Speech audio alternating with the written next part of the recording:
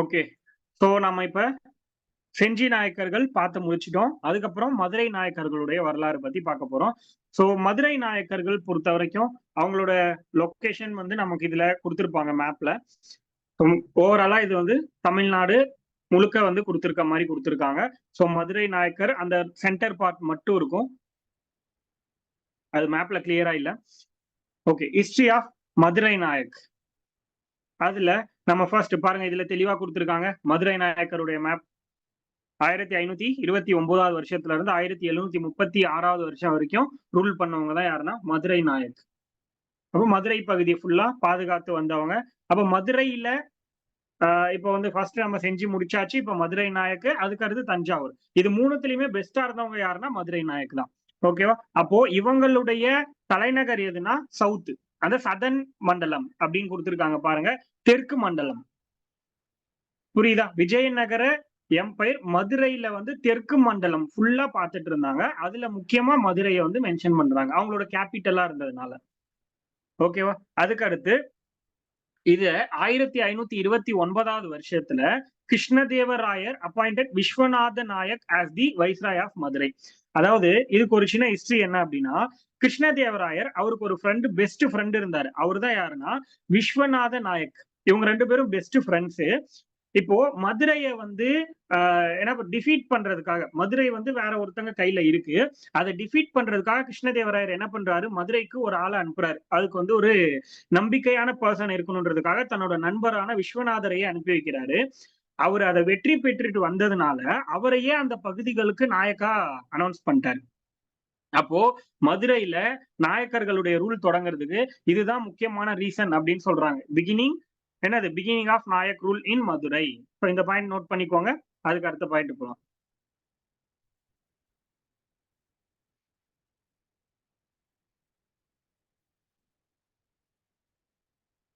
அதுக்கு அடுத்து என்ன சொல்றாங்க, விஸ்வநாத நாயக் கிருஷ்ணதேவராயவ க்ளோஸ் ஃப்ரெண்ட்ஸ். அது நம்ம ஆல்ரெடி பார்த்தாச்சு. Vishwanatha Nayak was sent to Madurai to suppress a rebellion and later made the viceroy. அதாவது அவரை வந்து ஒரு போருக்காக அனுப்பிச்சு வச்சிருக்காரு விஸ்வநாத நாயக்கர் அப்படிங்கிறவரு.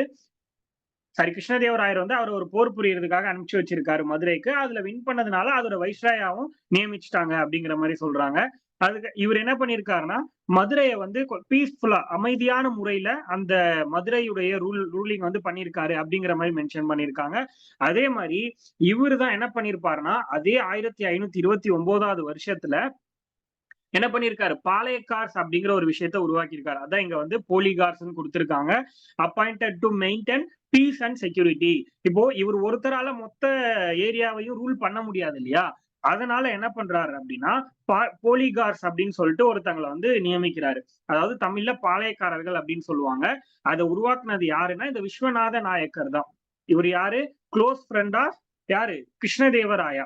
அப்போ இந்த விஸ்வநாத நாயக் வந்து அவரோட அமைச்சர், அவருடைய மினிஸ்டரா இருந்தவர் தான் யாருன்னா அரியநாத நாயக். அது இங்க கொடுத்திருக்க மாட்டாங்க, நானா சொல்றேன். இந்த அரியநாத நாயக் அவரோட ஹெல்ப்ல என்ன பண்றாருன்னா 72 பாளையங்களை உருவாக்குறாரு.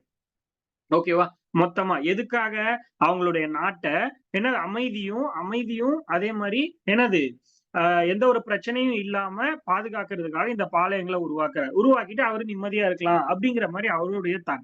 அப்போ the most important work was kaval and people paid a tax called kaval pichai. அதாவது இவங்களோட முக்கியமான வேலை என்ன அப்படின்னா காவல் காக்குறது, அவங்களோட நாட்டை ஃபுல்லா பாதுகாக்கிறது. அப்ப எல்லாம் வந்து அவங்களோட ரூல் பண்ண பகுதி அவங்களோட தனி நாடுன்னு தான் சொல்லுவாங்க அந்த பீரியட்ல. அப்போ இவங்க ரூல் பண்ண பகுதி எல்லாமே இவங்களுடைய நாடு. அப்ப இவங்க நாட்டுல பாளையக்காரர்கள்லாம் யாரு அப்படின்னா காவல் காக்குறவங்க. ஓகேவா? இவங்க வந்து ஒரு அமௌண்ட்டை வந்து பே பண்ணாங்க. யாருக்கு, அதாவது அந்த பாளையக்காரர் எல்லாருக்குமே இந்த விஸ்வநாத நாயக்கர் வந்து பே பண்ணியிருக்காரு கிருஷ்ணதேவராயர் மூலமா. அந்த அமௌண்ட்டுக்கு பேர் தான் என்னன்னா காவல் பிச்சை அப்படின்னு சொல்றாங்க. ஏன்னா இவங்க காவல் காக்கிறதுக்காக தானே இருக்காங்க. அதனால அந்த அமௌண்ட்டுக்கு பேர் வந்து காவல் பிச்சை அப்படின்னு சொல்றாங்க. இதை நோட் பண்ணிக்கோங்க. இதுக்கு அடுத்து Tirumala Nayak was the most important ruler among the successor of Vishwanatha Nayak. அதாவது விஸ்வநாத நாயக்கருக்கு அப்புறம் ஒரு பெஸ்ட் ரூலர் யாருன்னா இந்த திருமலை நாயக்கர் தான் அப்படின்ற மாதிரி ஒரு இன்ஃபர்மேஷன் கொடுத்திருக்காங்க. திரும்பவும் சொல்றேன், ஒரு டைம் நோட் பண்ணிக்கோங்க. ஃபர்ஸ்ட் வந்து விஸ்வநாத நாயக்கர், அதுக்கடுத்து வந்து முதலாம் கிருஷ்ணப்ப நாயக்கர், அதாவது கிருஷ்ணப்ப நாயக் 1. அடுத்து 3வது வந்து வீரப்ப நாயக். அவருக்கு அப்புறம் வந்து பாத்தீங்கன்னா கிருஷ்ணப்ப நாயக் 2, 2ஆம் கிருஷ்ணப்ப நாயக்கர்னு சொல்லுவோம். அவருக்கு அப்புறம் வந்து முதலாம் முத்து வீரப்ப நாயக்கர், அதாவது முத்து வீரப்ப நாயக் 1. அடுத்தது திருமலை நாயக். அதுக்கப்புறம் வந்து பாத்தீங்கன்னா சொக்கநாத நாயக். சொக்கநாத நாயக்குடைய பையன் ரங்ககிருஷ்ண முத்து வீரப்ப நாயக். அதே மாதிரி அவங்களுடைய அம்மா தான் ராணி மங்கம்மா. இவர் இறந்ததுக்கு அப்புறம் அவங்க ரூல் பண்ணியிருப்பாங்க. அவங்களுடைய பேரை வந்து விஜயரங்க சொக்கநாதர். அதுக்கப்புறம் கடைசியா அந்த மீனாட்சி அப்படிங்கிறவங்க வராங்க. இதோட வந்து மதுரை ஆட்சி வந்து மீனாட்சியோட முடிஞ்சிரும். அப்போ இவங்கள்ல யாரெல்லாம் முக்கியமான பெர்சன்ஸ் நம்ம பார்க்க போறோம் அப்படின்னா, ஃபர்ஸ்ட் வந்து திருமலை நாயக்கர். ரொம்ப முக்கியமானவர்னா ஃபர்ஸ்ட் விஸ்வநாத நாயக்கரை பத்தி நம்ம பார்த்துட்டோம். அவரை பத்தி மேலும் அந்த விஷயங்கள் எல்லாம் பார்த்தீங்கன்னா, அது பாளையக்காரரை இன்ட்ரோடியூஸ் பண்ணது அதெல்லாம். அடுத்து இம்பார்ட்டன்ட் அப்படின்னு பார்த்தோம்னா, திருமலை நாயக் பத்தி படிப்போம். திருமலை நாயக் அப்புறம் ராணி மங்கம்மாளுடைய பெருமைகளை படிப்போம். ராணி மங்கம்மாளோட பெருமைகளுக்கு அப்புறம் மீனாட்சியை பத்தி ஜஸ்ட் பார்ப்போம். அதுக்கு அடுத்து வேற என்ன இருக்கு அப்படின்னா, ரொம்ப முக்கியமான ஒரு இன்ஃபர்மேஷன். திருமலை நாயக்கருடைய ஆட்சி காலத்துல தான் சென்னையில ஜார்ஜ் கோட்டை கட்டப்பட்டுச்சு. ஜார்ஜ் கோட்டை. சென்னையில வந்து புனித ஜார்ஜ் கோட்டைன்னு சொல்றோம் இல்லையா? அத வந்து கட்டுனது யாரு அப்டின்னா, திருமலை நாயக்.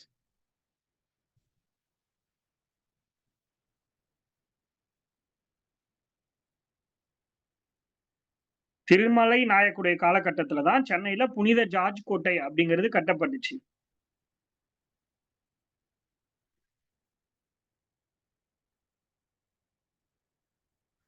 சென்னையில புனித ஜார்ஜ் கோட்டை கட்டுனது வந்து திருமலை நாயக்கருடைய காலகட்டம். 1639 1639 அந்த வருஷத்துல கட்டுனாங்க. இந்த பாயிண்ட்ட நோட் பண்ணிக்கோங்க. அதுக்கடுத்து சென்னை நகராட்சி இருக்கு இல்லையா? இந்த சென்னை நகராட்சி யாருடைய காலகட்டத்துல உருவாக்குனாங்க? அதையும் நோட் பண்ணிக்கோங்க. சென்னை நகராட்சி அப்படிங்கிறது ரங்ககிருஷ்ண முத்துவீரப்ப நாயக்கர்.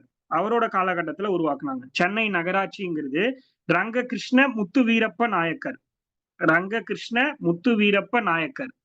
அவரோட காலகட்டத்துல தான் சென்னை நகராட்சியை உருவாக்கியிருக்காங்க.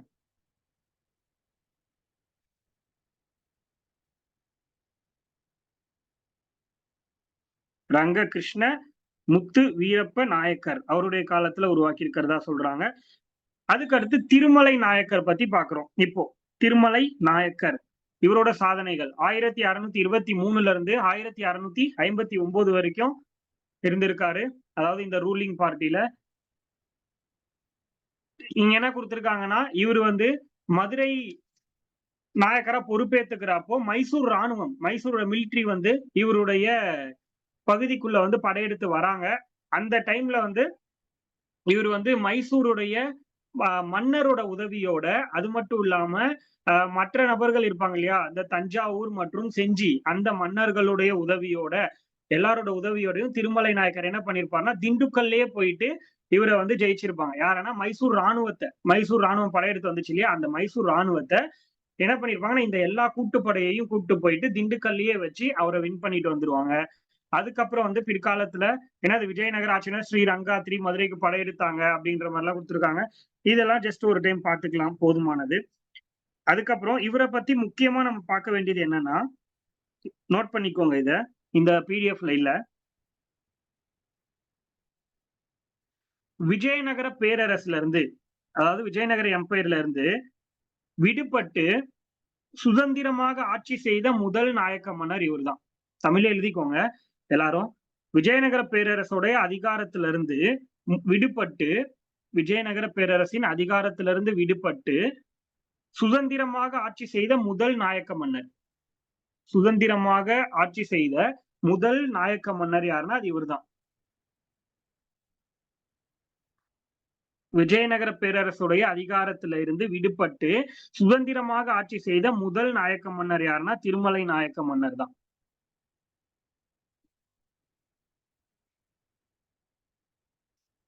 அதே மாதிரி இவர் பீரியட்ல தமிழ்நாட்டை பல வகையில பாதுகாத்து இருக்கிறதா சொல்றாங்க. எந்த ஒரு புற படையெடுப்பு, அதாவது அவுட் சைட்ல இருந்து எந்த ஒரு படையெடுப்பும் தமிழ்நாட்டுக்குள்ள வராத மாதிரி தமிழ்நாட்டை பார்த்துக்கிட்டவர் இவர்தான் அப்படிங்கிற மாதிரி சொல்லியிருக்காங்க. பல வகையான கோவில்களையும் எழுப்பியிருக்காரு. இவருக்கு அப்புறம் ரொம்ப ரொம்ப ஃபேமஸ் ஆனவங்கன்னா, இவரை விட பயங்கரமா ஃபேமஸ் ஆனவங்கன்னா ராணி மங்கம்மாள் தான். அவங்கள பத்தி தான் பார்ப்போம்.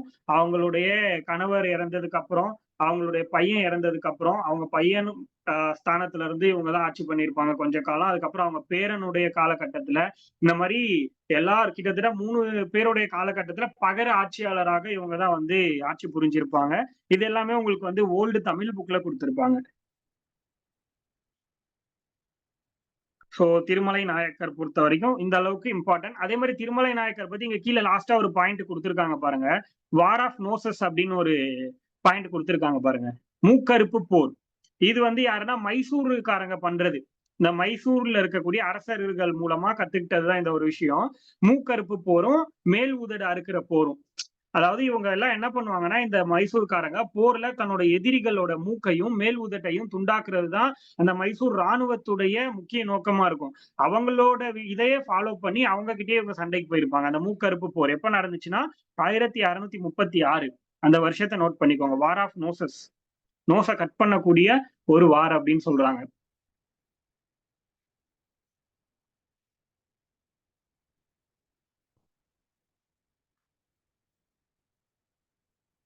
இவர் என்னெல்லாம் பண்ணியிருக்காரு? அப்ப திருமலை நாயக்கர்ங்கிறவரு வேற என்னெல்லாம் பண்ணியிருக்காரு அப்படின்னா, அட்மினிஸ்ட்ரேஷன வந்து பெஸ்ட்டா பண்ணவரு இவர்தான் சொல்றாங்க. நாயக்லயே அட்மினிஸ்ட்ரேஷன் மதுரை நாயக்ல அட்மினிஸ்ட்ரேஷன வந்து ரொம்ப பெஸ்ட்டா பண்ணது யாருன்னா, திருமலை நாயக் தான். நிர்வாக முறை இருக்கு இல்லையா? அதாவது கணக்கு வழக்கு பார்க்கிறதுல இருந்து, மக்கள வந்து சரிசமமா நடத்துறதுல இருந்து, எல்லா விஷயங்களையும் பெர்ஃபெக்ட்டா பார்த்தது யாருன்னா, திருமலை நாயக்கர் தான். அப்ப அட்மினிஸ்ட்ரேஷன் ஃபுல்லா கிளியரா பெர்ஃபெக்ட்டா பார்த்தது யாருன்னு கேட்டாங்கன்னா, அது திருமலை நாயக்கர் தான். அதே மாரி பீஸ் அண்ட் செக்யூரிட்டிய நிலைநாட்டியிருக்காரு. அமைதி மற்றும் பாதுகாப்பை நிலைநாட்டியிருக்காரு. அதே மாரி போர்ச்சுகீஸ்க்கும், டச்சுக்கும் ஹெல்ப் பண்ணியிருக்கிறதா சொல்றாங்க. போர்ச்சுகீஸ் அண்ட் டச்சுக்கு வந்து ஹெல்ப் பண்ணியிருக்காங்க. அதுக்கு அடுத்து வந்து மதுரை நாயக். அதோடைய கேபிட்டல் வந்து திருச்சியில இருந்து மதுரைக்கு மாத்துனது இவருதான் அப்படிங்கிற மாரி குடுத்திருக்காங்க. கோவில் மேம்பாட்டுக்காக பல கிராமங்கள பரிசளிச்சிருக்காரு. இதெல்லாம் ஜஸ்ட் தெரிஞ்சுக்கோங்க. ரொம்ப முக்கியமானா என்னது போர்ச்சுகீஸ், டச் இவங்க 2 பேருக்கும் ஹெல்ப் பண்ணியிருக்காங்க. இந்த அளவுக்கு தெரிஞ்சா போதும். மீதி எல்லாருமே அமைதியும், பாதுகாப்பும் நிலைநாட்டுனாங்க தான். முக்கியமா என்ன சொல்லலாம்னா, நிர்வாக முறைய சிறந்த முறையில கட்டமைத்தது இவரு அப்படின்ற மாரி சொல்லலாம். அட்மினிஸ்ட்ரேஷன் அத வந்து கிளியரா பார்த்துக்கிட்டது இவருதான். அப்படிங்கிற ஒரு பாயிண்ட் வந்து நம்ம முக்கியமானதா எடுத்துக்கலாம் இதுல. அதே மாரி ரொம்ப முக்கியமா இவரோட காலத்துல தான் இந்த மண்டபம் கட்டுறது. புது மண்டபம். மதுரை மீனாட்சி அம்மன் கோவில் புது மண்டபமா இருக்கட்டும், இல்லன்னா அந்த ராமேஸ்வரத்துல இருக்கு இல்லையா? அந்த மண்டபம் ஆயிரங்கால் மண்டபமா அதுவா இது எல்லாமே வந்து இவரோட காலகட்டம். முக்கியமா இந்த மதுரை நாயக்கர்களால உருவாக்கப்பட்டது தான் இந்த மண்டபம் கட்டுற ஒரு விஷயமே. நாயக்கர்கள்லயுமே இந்த மதுரை நாயக்கர்களால உருவாக்கப்பட்டது தான் மண்டபங்கள உருவாக்குறது. மாரியம்மன், தெப்பக்குளம், திருமலை நாயக்கர் மஹால் இதெல்லாம் இவங்களால உருவாக்கப்பட்டது. அதே மாரி நீலகண்ட தீக்ஷிதர் அப்படிங்கிறவரு யாராலன்னா, திருமலை நாயக்கரால ஆதரிக்கப்பட்ட அறிஞர் அப்படின்னு சொல்றாங்க. இத கேட்கலாம் மேபி தனியா கூட. அதாவது நீலகண்ட தீட்சிதர் அப்படிங்கிறவரு யாரால் ஆதரிக்கப்பட்ட ஒரு அறிஞர் அப்படின்னு கேட்டாங்கன்னா, இதில் எந்த நாயக்கரால் ஆதரிக்கப்பட்ட ஒரு அறிஞர் அப்படின்னு கேட்டாங்கன்னா, அது திருமலை நாயக்கர் அப்படிங்கிறது எழுத தெரிஞ்சா போதுமானது.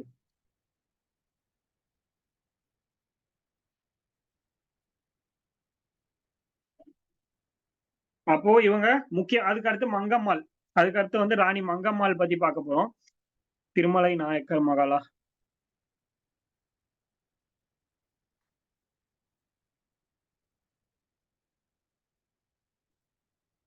மங்கம்மாள். சொக்கநாதருடைய wife Mangammal was the grandmother of Vijayanagara Chokkanathar. Mangammal ruled in place of Vijayanagara Chokkanathar 3 years old child. அந்த ஓல்டு சைல்டு தான் தன்னோட பேரன். இவங்க எப்பல இருந்து ரூல் பண்ணாங்கன்னா 1689.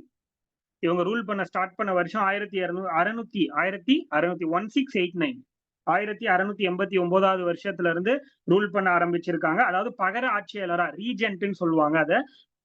பகர ஆட்சியாளராக. ஏன்னா தன்னுடைய மகன் வந்து ஒரு நோய் வந்து இறந்து போயிருவாரு. அதனால அவருடைய சிறு வயது மகன் அவருக்கு பதிலா அதாவது ஏதோ 3 வயசு அந்த மாரி இருக்கும்னு நெனைக்கிறேன். அந்த மாரி தான் மென்ஷன் பண்ணியிருப்பாங்க. அந்த சிறு வயதுல இருக்கும்போதே அவர வந்து அரசனா அறிவிச்சுட்டு, அவங்களுடைய பகர ஆட்சியாளராக இவங்க வந்து ஆட்சியை வந்து பண்ணியிருப்பாங்க. இவங்க பீரியட்ல பல வகையான பிரச்சனைகள் வந்திருக்கும். அது எல்லாத்துக்குமே நரசப்பையா அப்படிங்கிற ஒருத்தருடைய துணையோட தான் இவங்க வந்து எல்லா போரையும் முறியடிச்சாங்க. அந்த நரசப்பையாங்கிறவங்க யாருன்னா, இவங்களுடைய ஒரு மினிஸ்டர்ன்னு சொல்லலாம். இவங்களோட அமைச்சர். அந்த நரசப்பையா. ஒரு திறமைமிக்க தளபதின்னு சொல்லலாம். படை தளபதியா இருந்தது, அமைச்சரா இருந்தது எல்லாமே யாருன்னா, அந்த தளபதி நரசப்பையா அப்படிங்கிறவர் தான். அப்ப மங்கம்மாளுடைய தளபதி தான் யாருன்னா, நரசப்பையா. அவங்களோட துணையோட தான் மங்கம்மா வந்து கிட்டத்தட்ட 15 வருஷம் வந்து ஆட்சி பண்ணியிருக்காங்க மதுரைய. அந்த மதுரைய ஆட்சி பண்ற பொறுப்பை ஏத்துக்கிட்டதுக்கு அப்புறம், மங்கம்மாக்கு முதல்ல ஒரு பிரச்சனை வந்தது எங்க அப்டின்னா, இந்த திருவிதாங்கூர் மீது படையெடுத்து போவாங்க. அதாவது கேரளாவுடைய திருவிதாங்கூர் மீது படையெடுத்து போயிட்டு, அவங்கள வந்து கப்பம் கட்ட செய்வாங்க. அதாவது படையெடுத்து போறதுன்னா, இவங்க ஆர்டர் போட்டு நம்ம சொன்னோம் இல்லையா? அவரு போயிட்டு யாரு? நரசப்பையாங்கிறவரு போயிட்டு, அவங்க எல்லாரையும் மேக்ஸிமம் எந்த போருக்கு போனாலும் நரசப்பையா வின் பண்ணிட்டு தான் வருவாரு. அந்த மாரி ஒரு திறமையான ஒரு திறமைசாலிய தான் வந்து மங்கம்மாள் தன்னுடைய அமைச்சரா வச்சிருந்தாங்க. சோ இவங்க வந்து ஆட்சி பொறுப்பேற்கும்போது வந்து ஒரு முகலாய பேரரசு கீழ தான் இருந்துச்சு. தக்காணம் ஃபுல்லா அண்ட் ஃபுல்லா வந்து முகலாய பேரரசர்கள் கீழ தான் இருந்துச்சு. எக்ஸாம்பிள் வந்து தக்காணம் ஃபுல்லா அப்ப யாரோடனா, அவுரங்கசீப்போட கையில இருந்திருக்கும். அந்த பீரியட்ல. சோ அந்த பீரியட்ல தான் வந்து இவங்க வந்து ஆட்சியில பொறுப்பேத்துக்கிறாங்க. அப்ப நெறைய வகையான பிரச்சனைகள் வருது. முக்கியமா வந்தது இந்த ரவிவர்மான்னு சொல்லிட்டு திருவிதாங்கூர் அப்படின்னு சொல்லுவோம் இல்லையா? கேரளால அந்த பிரச்சனை. ரவிவர்மாங்கிற அவர வந்து தோற்கடிச்சு அவர வந்து வரி கட்ட வச்சாங்க மங்கம்மாள். அதுக்கப்புறம் வந்து பாத்தீங்கன்னா, தஞ்சாவூருடைய மன்னர் ஷாஜி அப்படிங்கிற ஒருத்தர். இவரு வந்து பாத்தீங்கன்னா, ரொம்ப பிரச்சனை பண்ணவரு. யாருன்னா மங்கம்மாளுக்குன்னு ரொம்ப பிரச்சனையா இருந்தவங்க. அவங்களையும் வந்து முறியடிச்சுட்டாரு இந்த நரசப்பையா அப்படிங்கிறவரு. சோ ஃபர்ஸ்ட் இவங்களுக்கு பிரச்சனையா இருந்தது திருவிதாங்கூர். திருவிதாங்கூருடைய மன்னரான ரவிவர்மா அப்படிங்கிறவரு. அவர வந்து கப்பம் கட்ட வச்சுட்டாங்க. அதுக்கப்புறம் வந்து பாத்தீங்கன்னா யாரு? ராணி மங்கம்மாளுக்கு பிரச்சனையா இருந்தது தஞ்சையுடைய மராத்திய மன்னரான ஷாஜி.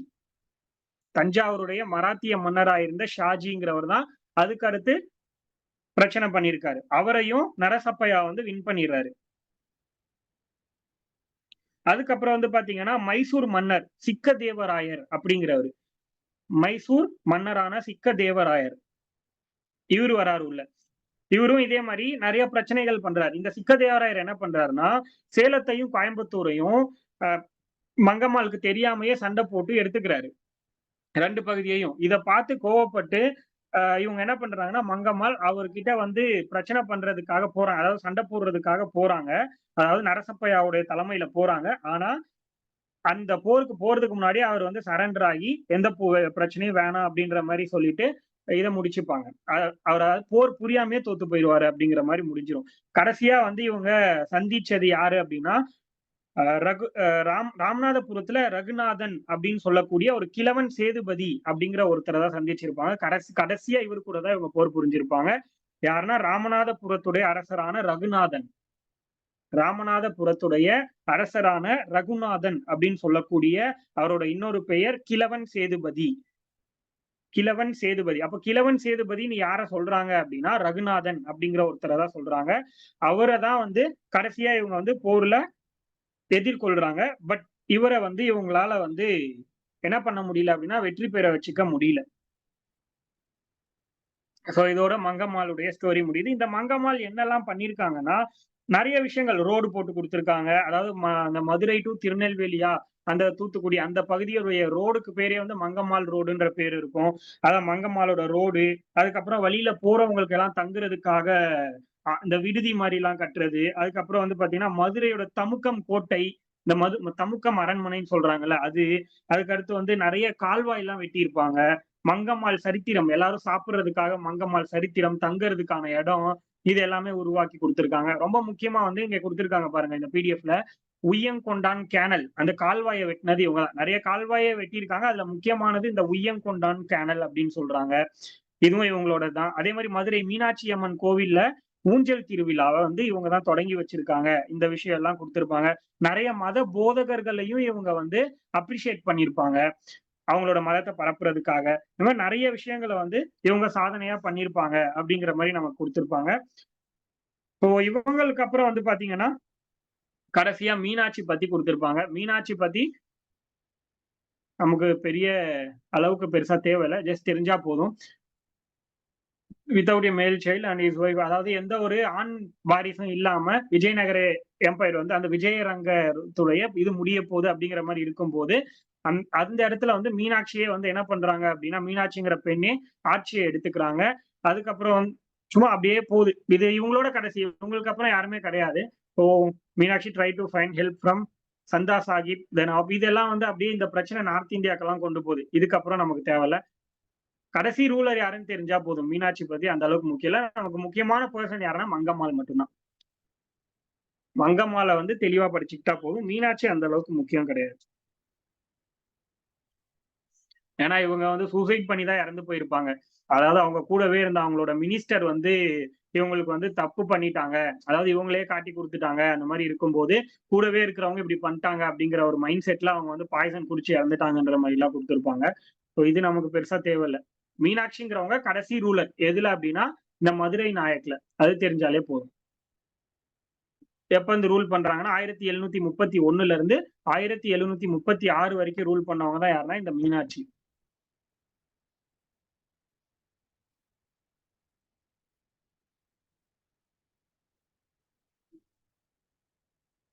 அதுக்கு அடுத்து என்ன சொல்லியிருக்காங்க, இதோட சம்மரி, ஓவரால் சம்மரி என்ன சொல்றாங்க அப்படின்னா, மதுரை நாயக்கர்களை பொறுத்த வரைக்கும் அட்மினிஸ்ட்ரேஷன்ல பெஸ்ட் விஸ்வநாத நாயக்கர். அதாவது அமைதியாவும் எந்த ஒரு பிரச்சனையும் இல்லாம ரன் பண்ணது யாருன்னா விஸ்வநாத நாயக்கர். இது நமக்கு ஃபர்ஸ்டே பார்த்தாச்சு. நிர்வாகத்தை நல்லா பார்த்துக்கிட்டதுன்னா அது விஸ்வநாத நாயக்கர் தான். அதே மாதிரி நல்ல ஒரு எஃபிஷியன்டான என்னது சிஸ்டம் ஆஃப் அட்மினிஸ்ட்ரேஷனை உருவாக்குனது யாருன்னா திருமலை நாயக். எஃபிஷியன்ட்னா என்னது, ஒரு நிரந்தரமான ஒரு நிர்வாக முறையை அறிமுகப்படுத்தினது திருமலை நாயக் அப்படின்னு சொல்றாங்க. An important period in the history of Nayaks of Madurai was the regency of Queen Mangammal and Queen Meenakshi. So Meenakshi மற்றும் மங்கம்மாளுடைய முக்கியமான பகுதியில சொல்றாங்க. இந்த 2 பாயிண்ட் ரொம்ப முக்கியம். ஃபர்ஸ்ட் 2 பாயிண்ட்டும் மதுரை நாயக்கர்கள் பத்தி கடைசியா சம்மரியில தெரிஞ்சுக்க வேண்டிய ஒரு விஷயம். இதுக்கப்புறம் வந்து தஞ்சாவூர் நாயக். தஞ்சாவூர் நாயக் வந்து பேசிக்கா ஒரு குறிப்பிட்ட பாயிண்ட் தான் இருக்கும். அதை மட்டும் பார்த்தோம்னா போதும். இது கூட சேர்த்து அப்படியே பார்த்துடலாம். அடுத்து எழுதிக்கோங்க, தஞ்சாவூர் நாயக், தஞ்சை நாயக் அப்படின்னு போட்டுக்கோங்க. தஞ்சை நாயக்கர்கள் இவங்க ரூல் பத்தி பாத்தீங்கன்னா 1532ல இருந்து 1675 வரைக்கும் ரூல் பண்ணிருக்காங்க. 1532ல இருந்து 1532ல இருந்து 1675 வரைக்கும் 1675 வரைக்கும் ரூல் பண்ணிருக்காங்க தஞ்சாவூர் நாயக்கர். இது நம்ம ஆல்ரெடி ஸ்டார்டிங்லயே பார்த்திருப்போம். தஞ்சாவூர் நாயக்கு ஃபர்ஸ்ட் யார வந்து நாயக்கா அப்பாயிண்ட் பண்றாங்க அப்படிங்கறது தெரிஞ்சுக்கோங்க. செவப்ப நாயக்கர், செவ்வப்ப நாயக்கர் அப்படின்னு சொல்லுவாங்க. SEVVA, செவ்வப்ப, PPA, செவ்வப்ப Nayakkar. அப்ப தஞ்சாவூர் நாயக்கருடைய முதல் நாயக் யாருன்னா, இல்ல PDF இல்ல அதுக்கு. நான் அப்படியே வாய்ஸ்ல தான் சொல்லிட்டு இருக்கேன். வாய்ஸ் நோட்டா தான் கொடுத்துட்டு இருக்கேன். அப்படியே எழுதுங்க. தஞ்சை நாயக்ல பொறுத்த வரைக்கும் ஃபர்ஸ்ட் நாயக் யாருன்னா செவ்வப்ப நாயக்கர். 1531ல கிருஷ்ணதேவராயரால அப்பாயிண்ட் பண்ணப்பட்ட ஒரு நபர். கிருஷ்ணதேவராயரால் அப்பாயிண்ட் செய்யப்பட்ட, அதாவது அவரால பணியமர்த்தப்பட்ட ஒருத்தர் தான் யாருன்னா செவ்வப்ப நாயக்கர். தஞ்சாவூருக்கு அப்பாயிண்ட் பண்ண முதல் நாயக்கர் இவர்தான். இப்ப இதோட ஆர்டர் தெரிஞ்சுக்கோங்க. அப்படியே அது கீழே ஃபர்ஸ்ட் வந்து செவ்வப்ப நாயக்கர், தஞ்சாவூருக்காக அப்பாயிண்ட் பண்ணது. ரெண்டாவது வந்து அச்சுதப்ப நாயக்கர், தஞ்சாவூர் நாயக்கர். ரெண்டாவது அச்சுதப்ப, செவ்வப்ப நாயக்கர், அச்சுதப்ப நாயக்கர் ரெண்டாவது. அச்சுதப்ப நாயக்கர், செவ்வப்ப நாயக்கர், அச்சுதப்ப நாயக்கர். மூணாவது ரகுநாத நாயக்கர், ரகுநாத நாயக்கர். தஞ்சாவூர் நாயக்கர்களை பொறுத்த வரைக்கும் ஃபர்ஸ்ட் செவ்வப்ப நாயக்கர், ரெண்டாவது வந்து பாத்தீங்கன்னா அச்சுதப்ப நாயக்கர், மூணாவது வந்து ரகுநாத நாயக்கர், ரகுநாத நாயக்கர். நாலாவது விஜய ராகவ நாயக்கர், விஜய ராகவ நாயக்கர், விஜய ராகவ நாயக்கர், விஜய ராகவ நாயக்கர். அதுக்கு அடுத்தது அழகிரி நாயக்கர், விஜய ராகவ நாயக்கர், விஜய ராகவ நாயக்கர். அதுக்கு அடுத்து அழகிரி நாயக்கர், அழகிரி நாயக்கர், அழகிரி நாயக்கர். ஃபர்ஸ்ட் செவ்வப்ப நாயக்கர், அச்சுதப்ப நாயக்கர், ரகுநாத நாயக்கர், விஜய ராகவ நாயக்கர், அழகிரி நாயக்கர். இவங்க தான் வந்து நாயக்க வம்சத்தை வந்து ரூல் பண்ணியிருக்காங்க. அதாவது தஞ்சை நாயக். அதே மாதிரி இதுல பெஸ்ட் தஞ்சை நாயக்ல பெஸ்ட் யாருன்னா ரகுநாத நாயக். தஞ்சை நாயக்கை பொறுத்த வரைக்கும் பெஸ்ட் யாருன்னு கேட்டாங்கன்னா ரகுநாத நாயக்.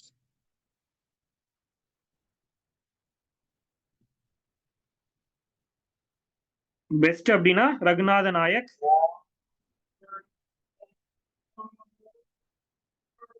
அதுக்கடுத்து வந்து தெலுங்கு மொழியில சில காவியங்கள் எழுதியிருக்காரு இவரு.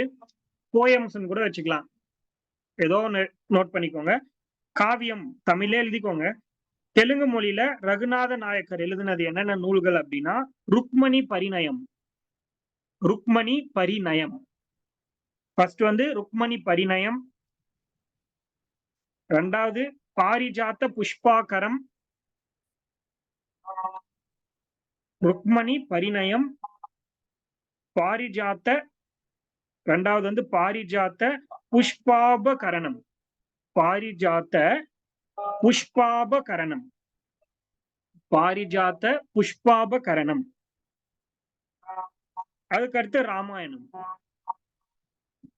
ருக்மணி பரிணயம், பாரிஜாத்த புஷ்பாபகரணம், ராமாயணம். இந்த மூணையும் தெலுங்குல எழுதியிருப்பாரு.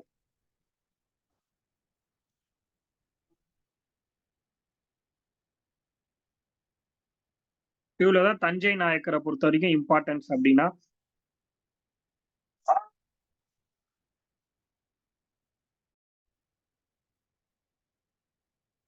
போர்ச்சுகீசியர்கள் கூட ஃப்ரெண்ட்ஷிப் வச்சுக்கிட்டவர்.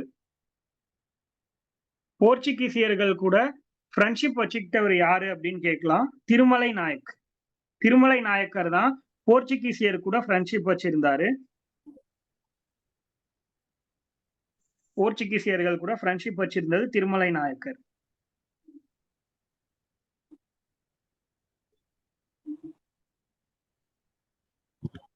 அதுக்கு அடுத்து பாத்தீங்கன்னா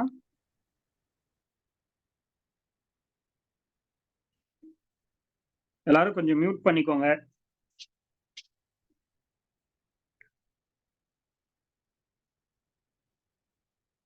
ஓகே, இவங்களை பத்தி ஒரு சில எக்ஸ்ட்ரா இன்ஃபர்மேஷன்ஸ் மட்டும் பார்த்துக்கலாம்.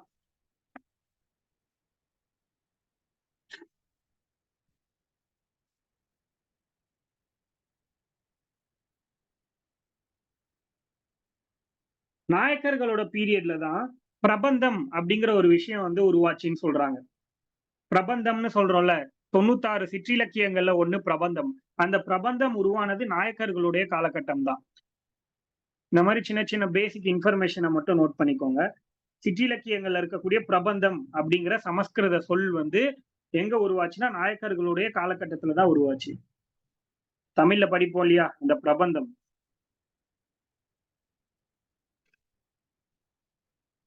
அதே மாதிரி நாயக்கர்களோட காலத்தை தெலுங்கு இலக்கியத்தின் பொற்காலம்னு சொல்றோம்.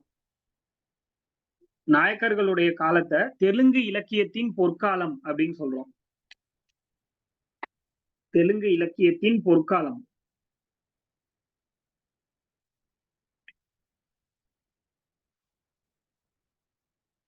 அடுத்து ராபர்ட் டி நொப்பிலி அப்படின்னு ஒருத்தரை தெரிஞ்சிருக்கும் எல்லாருக்கும். ராபர்ட் டி நொப்பிலி இப்படின்ற ஒரு பர்சன் கண்டிப்பா எல்லாருக்குமே தெரிஞ்சிருக்கும். இவர் வந்து ஒரு சமய போதகர், இலக்கிய படைப்பாளி அப்படின்லாம் சொல்லலாம். இவரு நிறைய புக் எழுதியிருக்காரு தமிழ்ல. அந்த அளவுக்கு நம்ம பார்க்க வேண்டாம். இவர் யாரோட காலத்துல தமிழ்நாட்டுக்கு வந்தாருன்னு மட்டும் தெரிஞ்சுக்கோங்க. முத்து கிருஷ்ணப்ப நாயக் அவரோட காலகட்டத்துல தமிழ்நாட்டுக்கு வந்திருக்காரு. ராபர்ட் டி நொப்பிலி அப்படிங்கிறவரு முத்து கிருஷ்ணப்ப நாயக்குடைய காலகட்டத்துல தமிழ்நாட்டுக்கு வந்திருக்காரு. இந்த ஒரு பாயிண்ட் நோட் பண்ணிக்கோங்க. நாயக்கர்களுடைய கட்டிடக்கலைக்கு எக்ஸாம்பிள்ஸ் வந்து எங்கெல்லாம் இருக்கு அதை நோட் பண்ணிக்கோங்க. நாயக்கர்களுடைய கட்டிடக்கலைக்கு எக்ஸாம்பிள்ஸ்.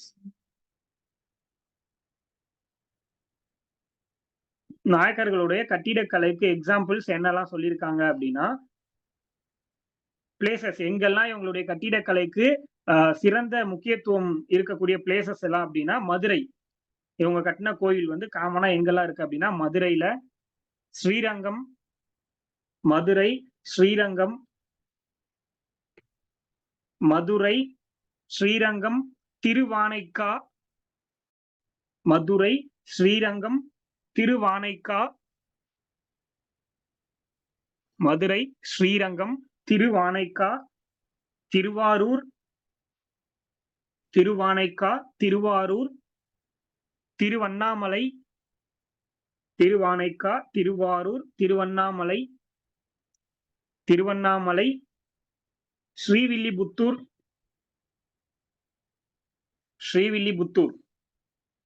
இந்த பகுதிகள் எல்லாம் இவங்களுடைய கோவில்களுக்கு சிறப்பு பெற்ற பகுதிகள் அப்படின்னு சொல்றாங்க. ரொம்ப முக்கியமா கோயம்புத்தூர்ல இருக்கக்கூடிய பேரூர் சிவன் கோவில். ஏன்னா அங்கதான் அவங்களுடைய அந்த செதுக்கக்கூடிய திறன் வந்து ரொம்ப நுண்ணிய வேலைப்பாடுடன் அமைஞ்சிருக்கு அப்படிங்கிற மாதிரி தமிழ் புக்ல கொடுத்திருப்பாங்க.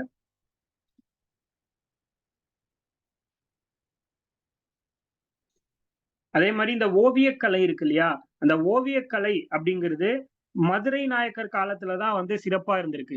ஓவியக்கலை பொறுத்த வரைக்கும் மதுரை நாயக்கர் காலத்துல சிறப்பு பெற்று இருந்திருக்கு அப்படின்னு சொல்றாங்க.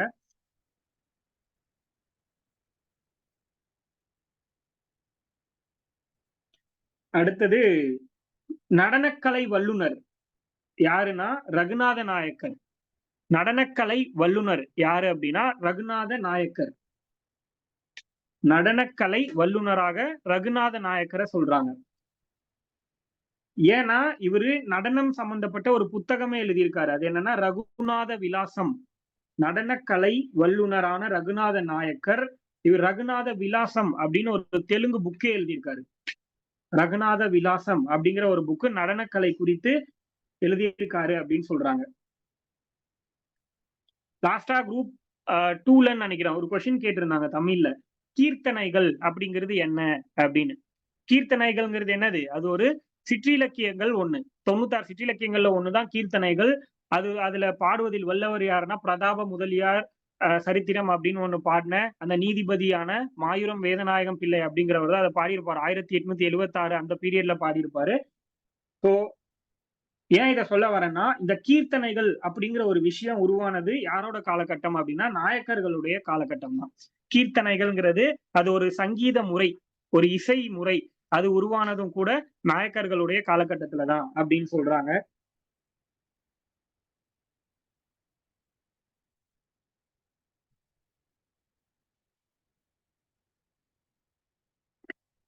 நாயக்கர்கள் காலத்தை பொறுத்த வரைக்கும் முக்கியமா வந்து இடைக்காலத்தையும் தற்காலத்தையும் இணைக்கக்கூடியது அப்படிங்கிறத நம்ம பார்த்தோம் இல்லையா. ஸோ நாயக்கர்கள் பொறுத்த வரைக்கும் இவ்வளவுதான். இதை தாண்டி நாயக்ல கொஸ்டின் கேட்க வாய்ப்பே கிடையாது. ஸோ இதுதான் நாயக்குடைய ரூல்ஸ். அதாவது யாரெல்லாம் ரூல் பண்ணாங்க என்ன எப்படிங்கிறது ஓவராலா நம்ம பார்த்து முடிச்சாச்சு. ஸோ இதுக்கப்புறம் பிரேக் எடுத்துக்கோங்க. நம்ம அடுத்த டாபிக் என்னங்கிறத பார்ப்போம்.